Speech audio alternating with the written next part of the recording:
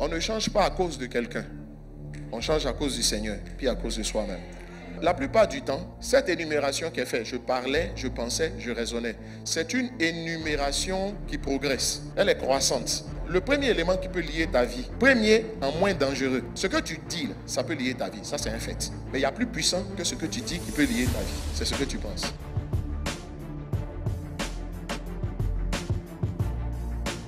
La Bible dit, tel un homme pense, tel il devient. Quand on dit pense, là, ça veut dire que c'est le type de trésor que tu as dans ton cœur.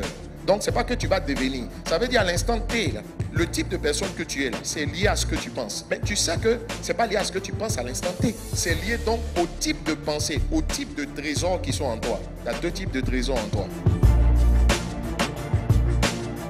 Il y a les bons trésors, il y a les mauvais trésors. Donc le type de personne que tu es là, c'est fonction du type de trésor que tu as dans ton cœur. Mais si quelqu'un a dans son cœur des mauvais trésors tels que Gédéon, l'ennemi devant un défi, mais tu te sens déjà vaincu. Comment vous prenez deux personnes qui ont le même Dieu? David a pour Dieu l'Éternel, Gédéon a pour Dieu l'Éternel. Mais les deux se retrouvent devant les situations et puis le même Éternel qui a la même capacité ne produit pas le même type de réaction dans leur vie.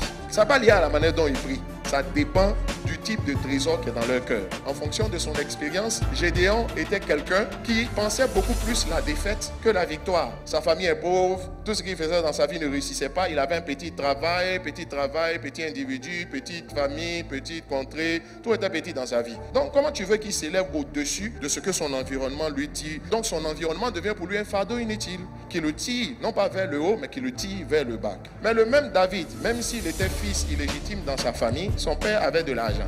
David vivait dans un environnement, ils avaient des bêtes, tout allait bien, donc il pense positif, tout ça. Et en plus, il a eu des souvenirs de victoire. Quand David voit Goliath, il y a de bons trésors. Donc le type de personne qu'il est, tel un homme pense tel il est. Le type de personne qu'il est, souvent il était optimiste.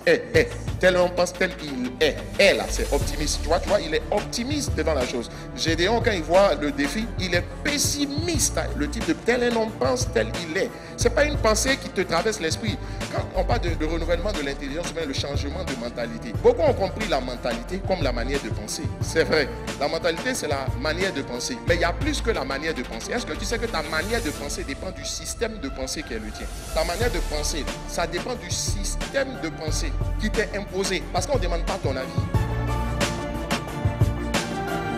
La Bible dit dans le livre d'Éphésiens au chapitre 6, partie verset 12, car nous n'avons pas à lutter contre la chair et le sang, mais premièrement contre les dominations. Le mot domination, il y a deux mots dedans. Il y a dominer les nations. Une domination, ce sont des esprits qui dominent les nations. Mais quand on parle de mentalité, là, ta manière de penser, là, elle est issue de là où tu sors. Parce que là où tu sors, c'est définit ce que tu comprends. Or, comprendre est une qualité qui est associée à l'intelligence, qui elle-même est fille de la sagesse. Donc tu ne peux pas comprendre le vrai sens du mot comprendre si tu n'as pas compris c'est quoi la sagesse et donc l'intelligence.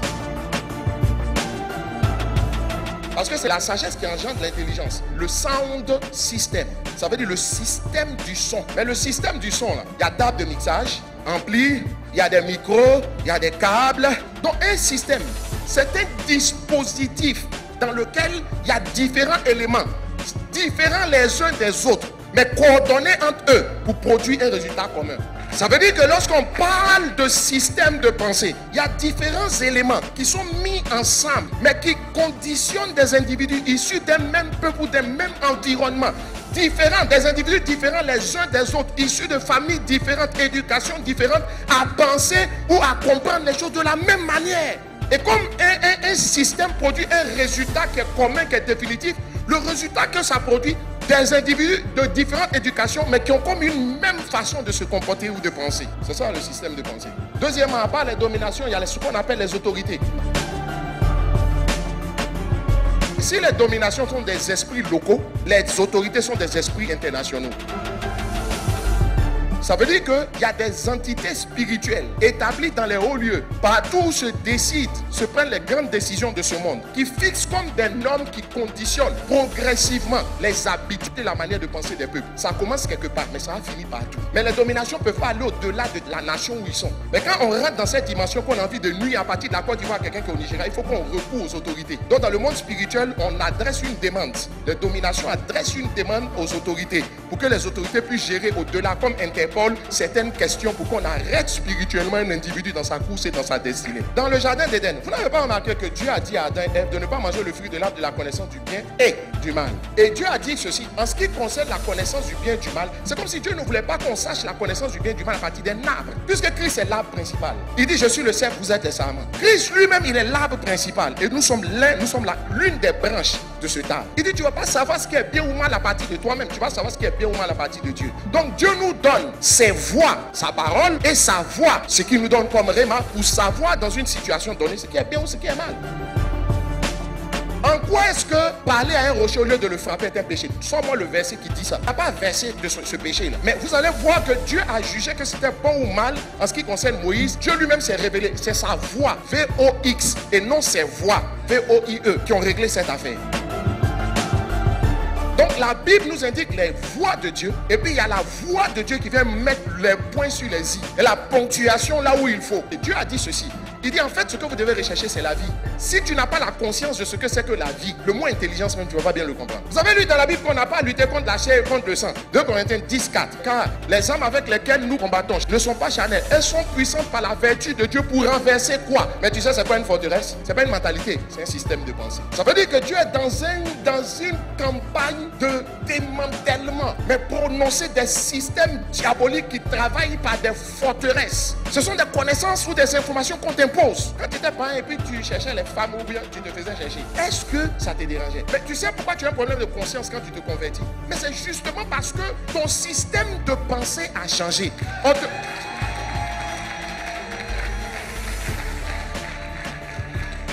Il y a une nouvelle norme qui est fixée. Cette norme, elle te dit non, quand tu n'es pas marié, tu ne peux pas avoir des rapports sexuels. Ça s'appelle l'impudicité. Écoute-moi, si tu n'as pas ça, c'est que tu n'es pas converti. Tu n'es pas converti.